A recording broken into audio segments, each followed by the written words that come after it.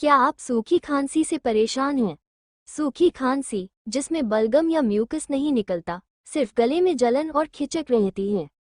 ZX cough syrup इस समस्या को दूर करने के लिए है। ये सिर्फ खांसी को ही नहीं, बल्कि एलर्जी से होने वाली परेशानियां जैसे नाक बहना, छींके आना और गले में खराश भी कम करता है। इसे लेने के कुछ ही मिनटों में राहत मिलती है और यह असर कई घंटों तक रहता है। ZX सिरप सूखी खांसी को दबाए और आपको फिर से आराम से अपनी दिनचर्या करने का मौका दे। डॉक्टर की सलाह से इसे सही मात्रा में लें। स्वस्थ रहें।